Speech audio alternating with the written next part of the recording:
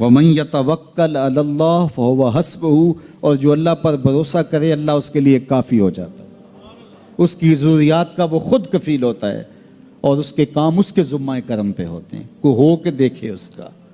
تو جو اللہ سے ڈرے اللہ اس کے لیے راستے بناتا ہے۔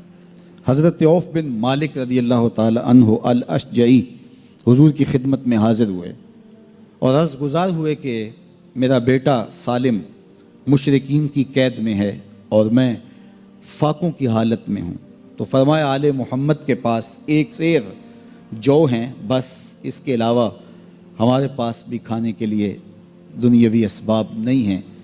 کہا صبر کرو اور اللہ سے ڈرو، اور لا حول ولا قوت الا باللہ کثرت کے ساتھ پڑھو۔ یہ ایسا وظیفہ ہے، ایک حدیث پاک میں آتا ہے کہ یہ 99 بیماریوں کا علاج ہے، اس میں سب سے کم درجے کی بیماری ہم اور غم ہے، یہ دکھوں کا مداوع ہے، مشکلات کا علاج ہے، اور یہ وظیفہ میرے حضور نے بتایا۔ حضرت ابو ذر غفاری رضی اللہ تعالیٰ عنہ کو حضور نے 5 چیزیں بتائی تھیں، ان میں سے 5ویں چیز یہ تھی کہ ابو ذر کثرت کے ساتھ لا حول ولا قوت الا باللہ پڑھا کرو۔ فرمایا عرش الہی کے نیچے ایک خاص خزانہ ہے، یہ وظیفہ وہاں سے آیا ہے، یہ زندگی میں معمول بنا لو، جب پھنس جاؤ مشکلات میں آ جاؤ تو لا حول ولا قوت الا باللہ پڑھو، اللہ راستے کھولے گا۔ تو حضور نے 3 چیزیں فرمائی، اللہ سے ڈرو، صبر کرو، اور کثرت کے ساتھ لا حول ولا قوت الا باللہ پڑھو۔ وہ فرماتے ہیں کہ میں یہ عمل شروع کیا، ابھی گھر میں بیٹھا ہی تھا کہ دروازے پہ دستک ہوئی، تو میں اٹھا کہ دروازہ کھولوں دیکھوں کہ کون ہے، تو دروازہ کھولا، دیکھا میرا بیٹا کھڑا ہے اور اس کے پیچھے 100 اونٹ کھڑے ہیں۔ تو میں نے کہا کہ تم اور یہ اونٹ؟ کہا مجھے موقع لگ گیا، میں ان کی قید سے بھاگ آیا اور آتے آتے ان کے 100 اونٹ بھی ہانک لایا ہوں۔ وَيَرْزُقْهُ مِنْ حَيْثُ لَا يَحْتَسِبُ، وہ تمہیں وہاں سے رزق دے گا جہاں سے تمہیں گمان بھی نہیں، اس کے ہو کے تو دیکھو۔ اللہ اکبر، اللہ کے ہو جاؤ تو پھر وہ تمہاری ضرورتوں کا کفیل ہو جائے گا۔ فرمایا حضرت عبداللہ ابن مسعود رضی اللہ تعالیٰ عنہ نے کہ کسی شخص کو فقر و فاقہ آ جائے تو وہ لوگوں کو بتائے کہ میں آج کل بڑے مشکل حالات میں ہوں، ہر وقت لوگوں کو بتاتا رہے تو اس کی مشکل بڑھے گی، اس کی مشکلیں آسان نہیں ہوں گی اس طرح۔ اور اگر وہ اپنی اس مشکل کو کسی سے شیئر نہ کرے بلکہ مصلی بچھا کے اپنے رب سے کہے کہ مالک فقر و فاقہ آ گیا ہے اور اس کا علاج تیرے پاس ہے، اس مرض کا مداوع تیرے پاس ہے۔ تو حضرت عبداللہ ابن مسعود فرماتے ہیں کہ رسول کریم نے فرمایا جلد یا بدیر اللہ اس کو مالا مال فرما دے گا۔ یہ بھی کبھی کر کے دیکھو، مشکل آ جائے، فاقہ آ جائے، مصیبت آ جائے، کسی سے نہ کہو، صرف اپنے رب سے کہو، پھر دیکھنا اس کی کرم نوازیوں کا می کیسے برستا ہے۔ فرمایا اللہ پر بھروسہ کرنے کا جو حق ہے اگر وہ تم ادا کر دو، وہ تمہیں ایسے رزق عطا کرے جیسے پرندوں کو عطا کرتا۔ ہم تو دکان پہ جانا ہوتا ہے، فیکٹری میں جانا ہوتا ہے، ہم اپنے کاروبار پہ جانا ہوتا ہے، نوکری پہ جانا ہوتا ہے، مزدوری پہ جانا ہوتا ہے، ہمیں پتہ ہے کہاں آج صبح جانا ہے، لیکن پرندوں کو کوئی پتہ نہیں ہوتا کہاں جانا ہے، راس المال بھی نہیں ہوتا، لیکن صبح نکلتے ہیں، شام کو کبھی بھی خالی پیٹ نہیں آئے۔ بن توکل پنچھی اڑ دے، خرچ نہ پلے زیرا ہو۔ گھر سے خالی پیٹ نکلتے ہیں، جب واپس آتے ہیں تو پیٹ بھرے ہوئے ہوتے ہیں، اور پھر جو ان کی ضرورت ہوتی ہے اللہ وہ ساری ضرورتیں پوری کرتا ہے، جو ضرورت ان کی ہوتی ہے۔ یہ شیر کتنا گوشت کھاتا ہے اللہ روز اسے دیتا ہے، یہ ہنس روزانہ سچے موتی کھاتے ہیں، اور آپ مارکیٹ میں لینے جائیں لاکھوں روپے لگا کے تولے ماشے کے حساب سے آپ خریدتے ہیں، پھر بھی آپ کو یقین نہیں ہوتا کہ یہ سچے ہیں یا 2 نمبر ہیں۔ اور ہنس دنیا پہ کروڑوں جانور پائے جاتے ہیں، روز کھاتے ہیں، صبح بھی، شام بھی، دوپہر بھی، پیٹ بھر کے کھاتے ہیں، اللہ روز انہیں عطا کر۔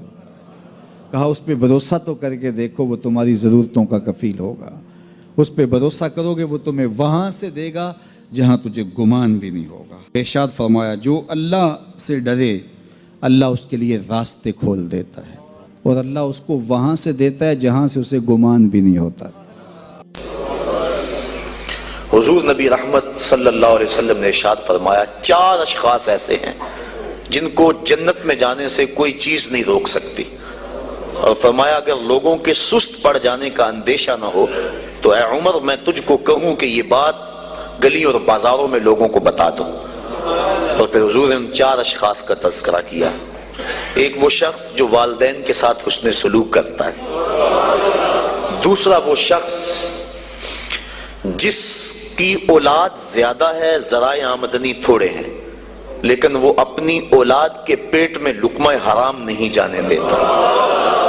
جب ذرائع آمدنی زیادہ ہوں اور پھر حرام سے بچنا یہ بھی بہت بڑی سعادت ہے، لیکن جب ذرائع آمدنی بھی تھوڑے ہوں اور اولاد بھی زیادہ ہو تو پھر حرام سے بچنا یہ بڑا مشکل اور آزمائش کا مرحلہ ہوتا ہے۔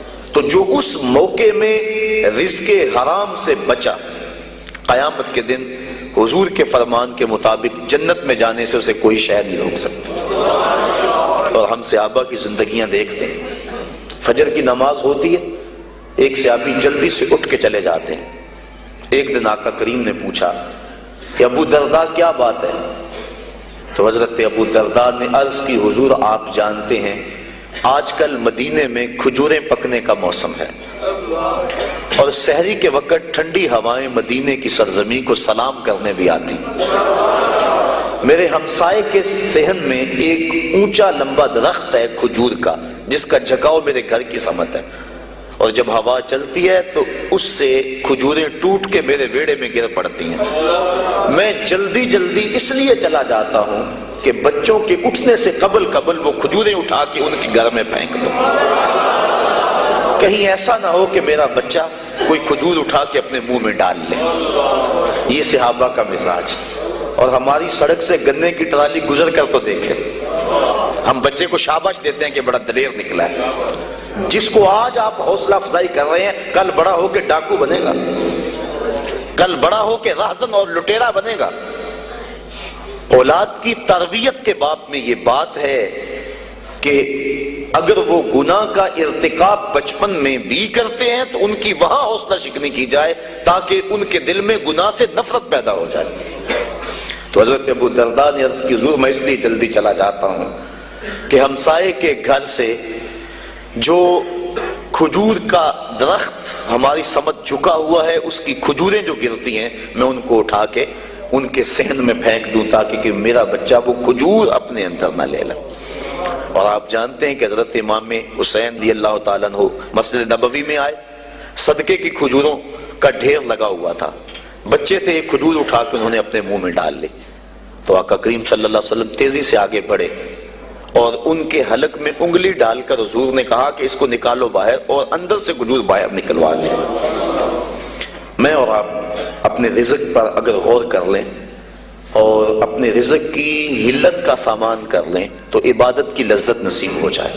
تیسرا وہ شخص کہ جس نے ایسی سچی توبہ کی کہ دوبارہ گناہ کی طرف جانا اتنا مشکل ہے جس طرح تھن سے نکلا ہوا دودھ دوبارہ اندر نہیں جا سکتا۔ اور چوتھی وہ عورت جس نے اپنی ساری محبتیں اپنے خامد پہ نچھاور کر دی اور اس حال میں مری کہ اس کا خامد اس پہ راضی تھا، اس کو جنت میں جانے سے کوئی چیز نہیں روک